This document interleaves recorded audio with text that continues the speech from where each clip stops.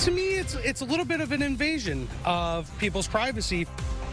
Connecticut's new speed camera is raising concerns among drivers, and if you are hit with a citation, do you have a legal leg to stand on and fight? All week, your chief investigative reporter Sam Smink is digging into this issue.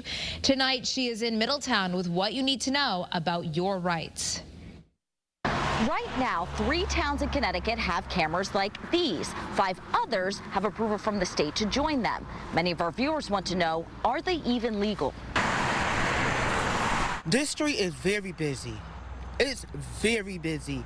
Michelle Hunt has lived at the apartments off Route 66 in Middletown for 8 years. I've seen so many accidents on this road. It's hard coming out of the parking lot here because of the cars. They don't slow down. But she says ever since the speed cameras went up on both sides of the road, speeds have slowed. I'm glad the cameras is here, and I hope it will get a lot more safer. Other drivers see them differently. It's a little bit of an invasion of people's privacy.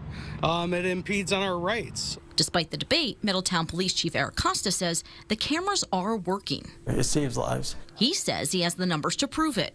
In a traffic study done before the cameras were installed, data shows 180,000 cars in a 7-day period traveled Route 66 near Camp Street. 144,000 were in violation of the speed limit, which was going more than 10 miles over the posted sign, which is 35 miles an hour. Chief Costa says a more recent study found a 94% reduction in speeders. It had gone down to about 20,000 to 18,000 violators. That's a significant shift. Citations started going out on July 9th, and more than 39,000 drivers have received them. $1.4 million collected. The chief says around $750,000 of that money goes straight to the city of Middletown after paying vendors. The chief says the cameras are working, but he's not immune to the criticism from residents. What do you say to people who call this a money grab?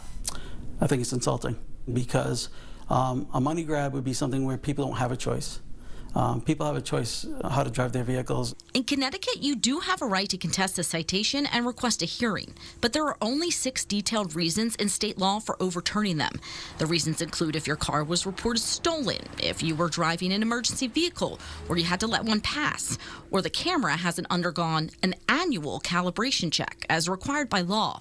As for other legal arguments, we went to traffic attorney Donald Howard. One of the questions viewers have had is whether the cameras violate the 6th Amendment, the right to confront an accuser. Typically that would attach in criminal proceedings. The way that this thing is getting circumvented is because they're using civil enforcement.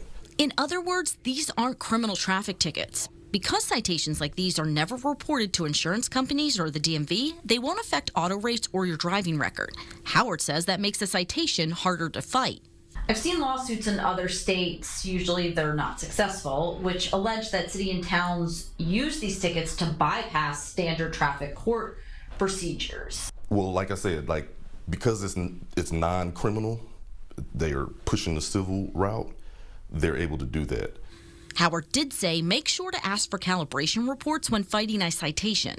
More than 1,300 citations of the 39,000 have been appealed so far. 216 were overturned, mostly for medical emergencies, Chief Costa says. As for one of the main complaints we've heard from viewers, we brought the question to the chief.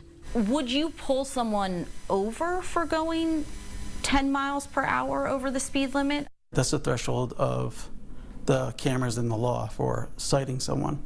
But when an officer pulls somebody over, it's within their feel of why they're pulling them over. So to give a broad brush answer is I can't give. Some say that isn't fair. You get pulled over 25 miles over the speed limit, that's understandable. But you're going 5-10 miles over the speed limit going down a hill, and this thing takes a picture of you. What who's to say I wasn't braking? If you don't pay, Middletown will send the citation to collections 90 days after it was issued or 30 days after your appeal was denied. 2 more sets of cameras are set to go live on the roads outside of Spencer and Moody Elementary Schools within the next few weeks. And we continue our reporting tomorrow night in Marlborough, where some residents say the cameras have caused unintended, dangerous consequences. Reporting in Middletown, your chief investigative reporter, Sam Smink, Channel 3 Eyewitness News.